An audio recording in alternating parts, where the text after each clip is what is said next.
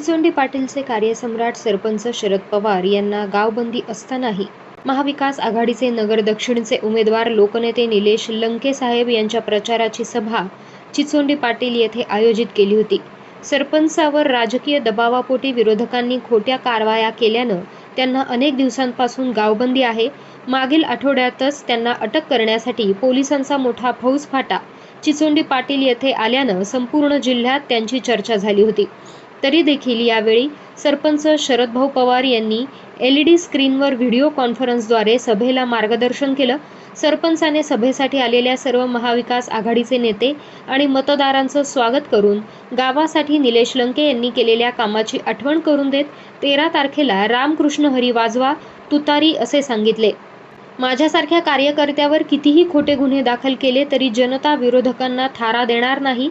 हे हुकुमशाहीचे सरकार जनता उलथवून टाकीन आणि येत्या 4 जूनला गोरगरिबांचा कैवारी निलेश लंके साहेब लोकसभेत जातील असा विश्वास सरपंच शरद पवार यांनी व्हिडिओ कॉन्फरन्सच्या माध्यमातून मतदारांना केलाय।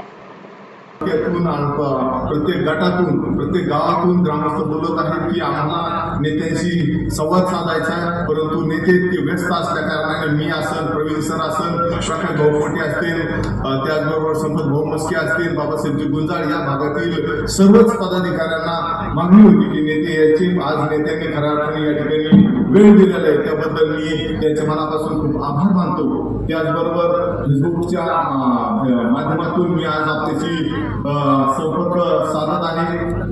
वेळ कमी आहे, नेत्यांनी कोविड काळामध्ये जे खूप मोठं काम केलं आहे त्यामुळं नेत्यांचं नाव संपूर्ण भारत देशात जगात झालेलं आहे। नेत्यांच्या माध्यमातून 33,000 लोकांना 33,000 गोरगरिबांना या ठिकाणी जीवदान देण्याचं काम मिळेल। त्याचं मूर्तिमंत उदाहरण आपल्या चिचोंडी पाटील गावातीलच कुसुमबाई पटेकर यांना 22 स्कोर होता आणि त्यांनी सांगितलं तिला घरी घेऊन जा, परंतु मला ज्यावेळेस ती घटना कळाली मी तत्काळ नेत्यांना फोन केला। नेत्यांनी नगर सिव्हिल हॉस्पिटल या ठिकाणी त्यांची बेडची व्यवस्था केली। 12व्या दिवशी ती माऊली या ठिकाणी त्यांच्या घरी आलेली आहे। असे अनेक उदाहरणं आहेत की आम्ही सांगू शकतो। या ठिकाणी वेळ कमी आहे, नेते आताच या ठिकाणी पोहोचलेले आहेत।